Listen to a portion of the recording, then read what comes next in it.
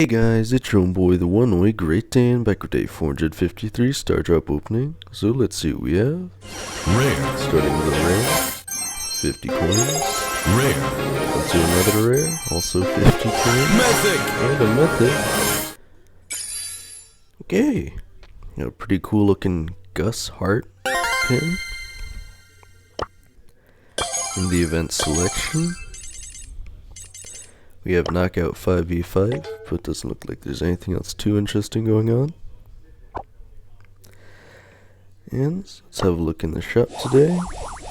So, we have our day 5 Sushi for All free reward. So, again, a pretty neat looking spray here. Again, I don't really know how much I'm going to use any of these, but free is always pretty cool. So we still have Possessed Poco for the rest of the day, Dragonite Jessie at a discount, and Lock Pickets, which again is just such an interesting play on words here. But we also have an offer for additional power points, again maybe with some foresight, with whatever they're going to do to improve power points, it might be a worthwhile purchase, but as of right now it is just a terrible purchase.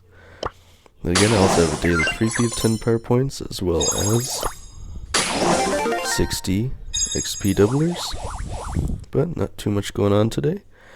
So, as of today, I have 2,696 XP doublers and 97,027 power points.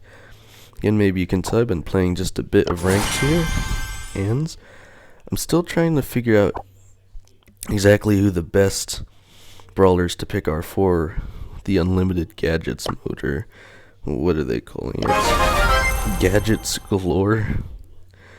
So it seems like Colt is a really good one because of his speed loader. It seems like Frank is pretty good because of his pull in, do an unreasonable amount of damage one.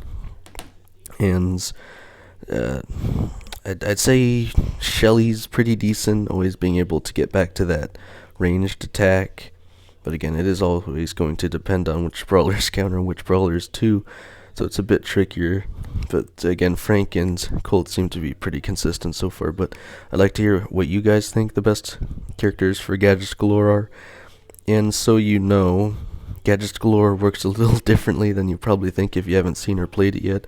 You don't still have your 3 gadgets like you usually would, so I highly suggest that when you're in choosing your character, you don't have the extra gadget charge gear selected, because it's not going to do anything. Or if it does, it's probably not all that worth it or game changing to use.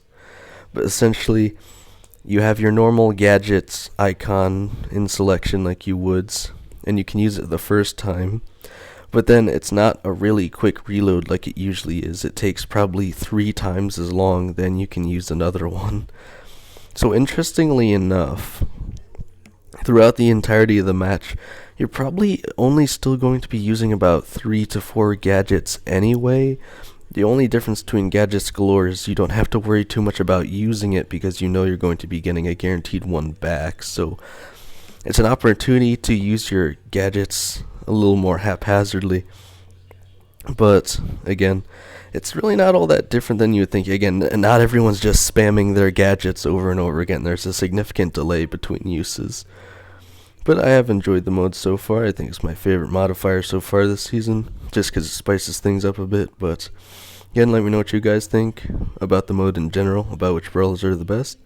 And let's see how far I can take this, guys.